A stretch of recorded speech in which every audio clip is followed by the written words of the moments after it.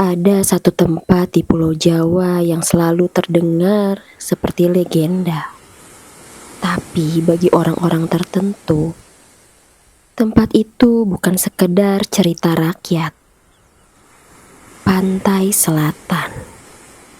Banyak yang menyebutnya indah, tapi lebih banyak lagi yang menyebutnya berbahaya. Bukan karena ombaknya saja, tapi karena sesuatu yang dipercaya bersemayam di sana. Ratu Pantai Selatan. Sebagian orang memanggilnya Nyai Roro Kidul. Sebagian lainnya hanya menyebutnya Ibu Ratu. Dan aku pernah mengalami sesuatu yang membuatku yakin bahwa apapun yang menjaga pantai itu bukan sekedar mitos. Aku bukan orang yang mudah percaya hal mistis. Aku bukan keturunan indigo. Dan aku bukan orang yang hidupnya dipenuhi kejadian aneh. Sampai malam itu datang. Malam ketika aku menginjak pasir pantai selatan dengan niat yang salah. Dan pulang membawa sesuatu yang tidak terlihat tapi terasa. Waktu itu usiaku 26 tahun. Aku baru saja pindah kerja ke kota Bandung. Hidupku sedang kacau. Bukan karena ekonomi, tapi karena pikiranku. Ya, aku baru putus dengan seseorang yang sudah kuanggap calon suami. Saat itu rasanya seperti kehilangan arah. Aku jadi mudah tersulut emosi, mudah tersinggung, mudah merasa hidup ini tidak adil. Sampai suatu hari, teman kantor mengajakku jalan. Namanya Arga. Arga orangnya santai, tipe yang selalu terlihat tenang. Dia bilang ada rencana camping di pantai untuk menyegarkan pikiran. Awalnya aku menolak, bukan karena tidak mau, tapi karena aku sudah muak dengan keramaian. Tapi Arga bilang pantainya sepi, tidak banyak orang dan bagus buat menenangkan pikiran. Dan satu hal yang membuatku akhirnya mengiyakan adalah aku memang butuh pelarian. Aku tidak tanya pantainya pantai mana. Aku cuma pikir pantai ya pantai. Ternyata itu pantai selatan. Kami berangkat Jumat sore. Mobil Arga penuh barang. Tenda, matras, kompor kecil, beberapa bungkus mie instan, kopi dan kamera. Yang ikut ada 4 orang. Aku, Arga, Sita dan Dimas. Perjalanan awalnya biasa saja. Kami tertawa, ngobrol hal-hal receh. Tapi semakin mendekati daerah pesisir, suasana berubah. Langit mulai gelap, padahal belum terlalu malam. Awan menggantung tebal, seperti ada sesuatu yang menutup matahari. Aku ingat, angin mulai terasa berbeda. Bukan angin dingin biasa. Di sepanjang jalan, kami melewati beberapa warung dan rumah warga. Tatapan mereka kosong. Tapi ketika mobil kami lewat, beberapa menoleh. Dan aku merasakan hal aneh. Seolah mereka sedang melihat bukan kami, tapi sesuatu yang ikut bersama kami. Arga memutar musik, tapi entah kenapa musik itu tidak membuat suasana lebih ringan. Aku mulai merasa tidak nyaman. Tapi aku menganggap itu cuma perasaan karena terlalu banyak dengar cerita mistis. Sampai kami tiba di pantai menjelang maghrib. Pantainya luas. Pasirnya gelap agak kecoklatan. Tidak seputih pantai-pantai wisata yang biasa muncul di iklan. Ombaknya besar. Suaranya bukan seperti ombak biasa. Lebih seperti gemuruh. Tidak banyak orang. Hanya terlihat beberapa nelayan jauh di ujung dan 1-2 orang yang cepat-cepat pergi ketika langit mulai gelap. Kami memilih spot yang agak masuk ke pinggir area pepohonan. Tidak terlalu dekat air. Arga bilang itu lebih aman dari ombak.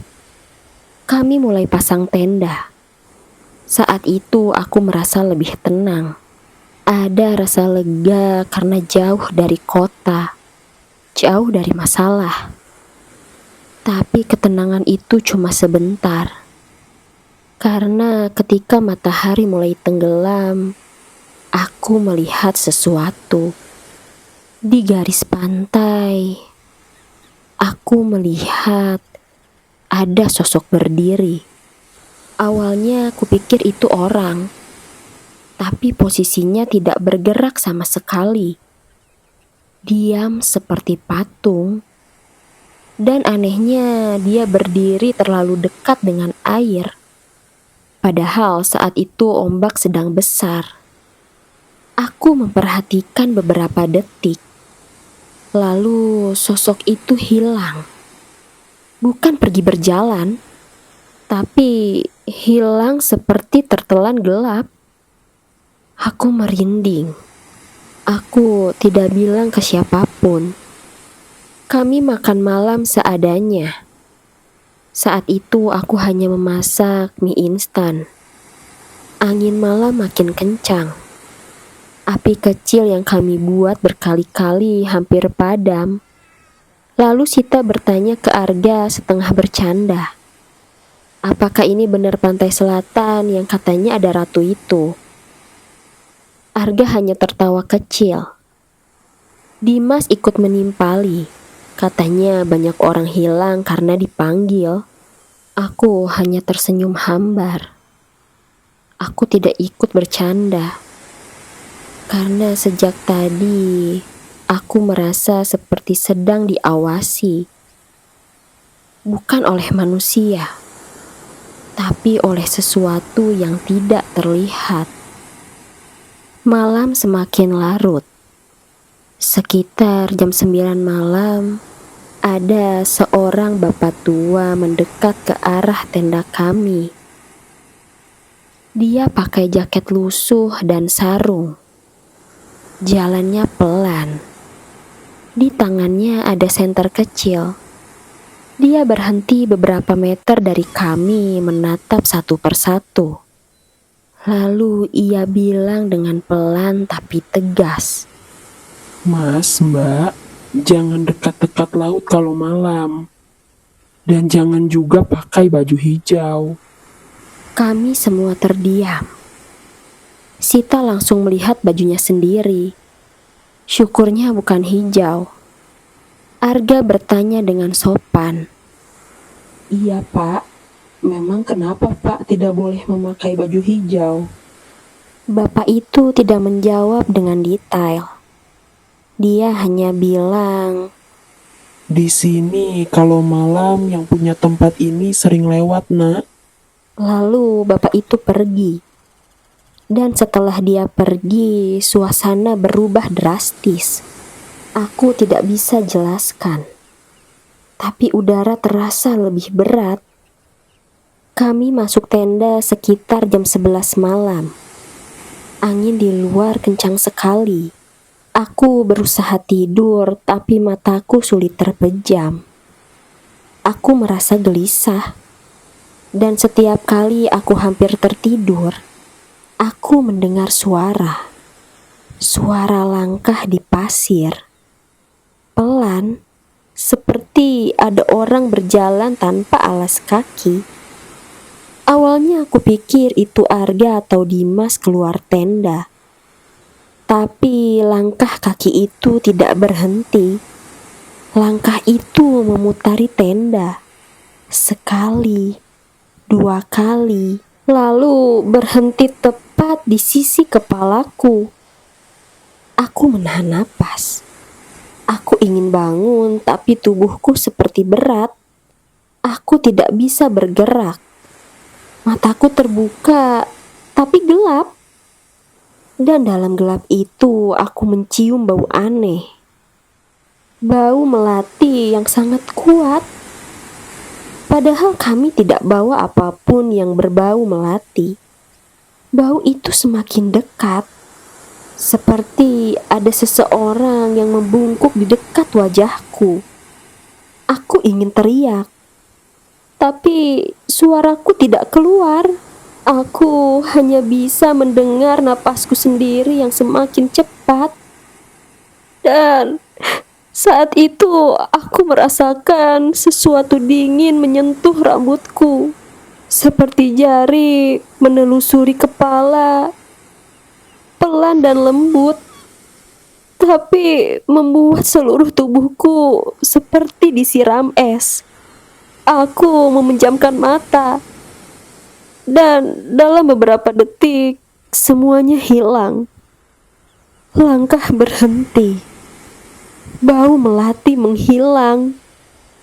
Dan aku bisa bergerak lagi. Aku duduk dengan napas memburu. Aku menoleh ke Sita dan ia masih tertidur pulas. Untuk menenangkan diri, aku keluar tenda pelan-pelan. Di luar, pantai nampak sepi, tapi yang membuatku semakin takut adalah ada jejak kaki basah di pasir. Jejak itu mengelilingi tenda dan berhenti tepat di tempat kepalaku berada. Aku berdiri kaku.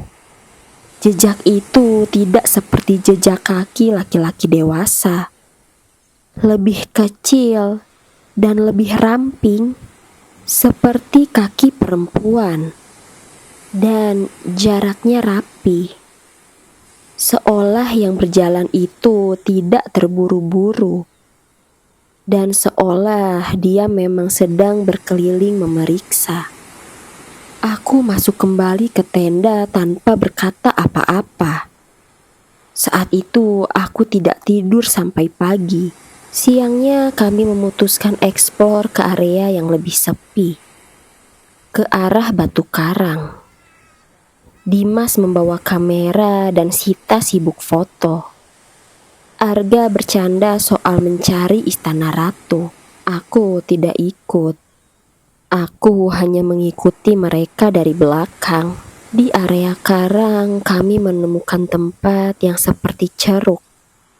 Ada semacam ruang kecil di antara batu. Di sana ada beberapa bunga melati kering dan sisa dupa. Arga bilang itu tempat orang biasa menyimpan sesajen. Dimas masuk untuk memotret. Aku bilang untuk jangan macam-macam.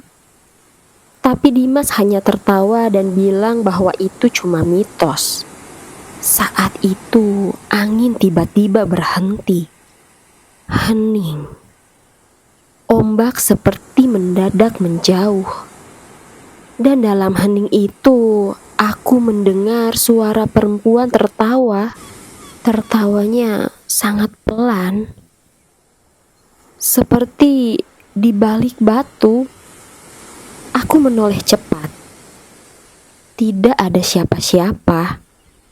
Sita bilang bahwa dia merinding dan bilang dia juga dengar. Arga mendadak diam. Dan Dimas, wajahnya berubah. Dia keluar dari ceruk dengan ekspresi bingung. Lalu bilang dia melihat kain hijau di dalam. Padahal tidak ada kain tadi. Kami buru-buru pergi dari sana. Dan sejak saat itu, Gangguan mulai menjadi nyata. Malam kedua kami tetap camping karena rencana awal memang 2 malam.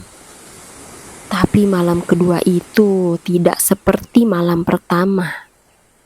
Malam kedua terasa lebih ramai. Kami makan malam tanpa banyak bicara.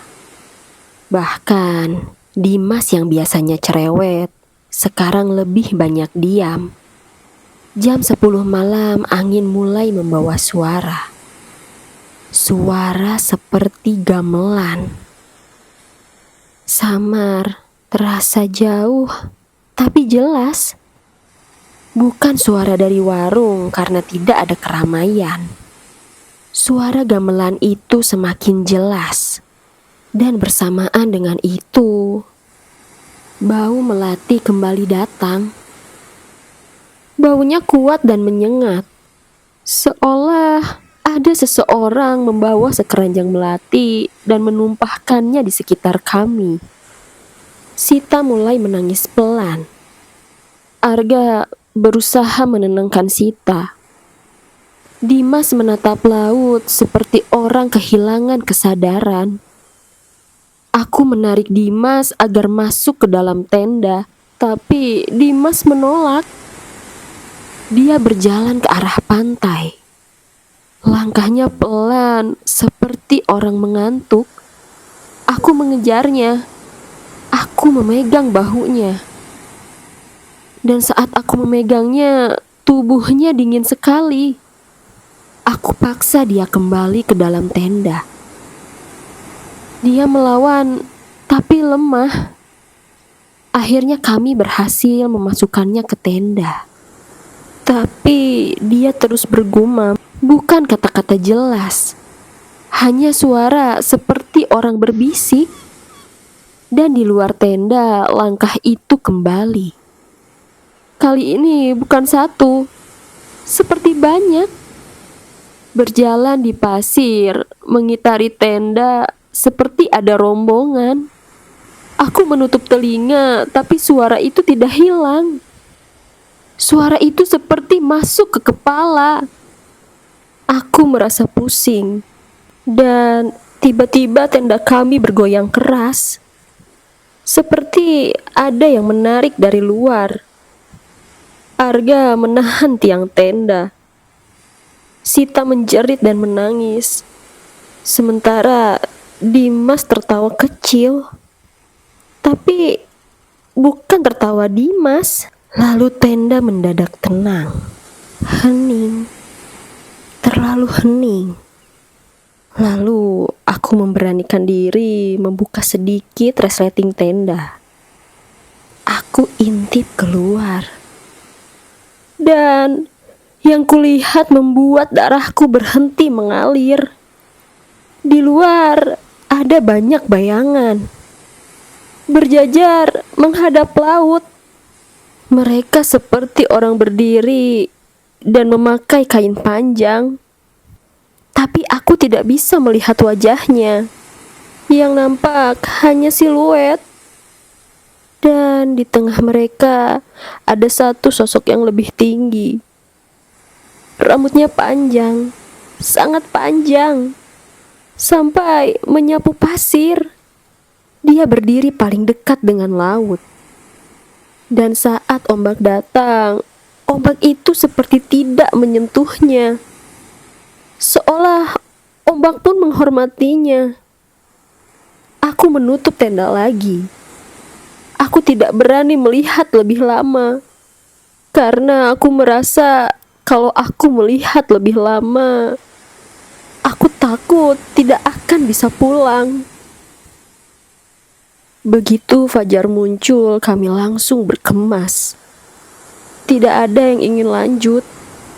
Wajah Sita pucat. Arga diam sepanjang waktu perjalanan.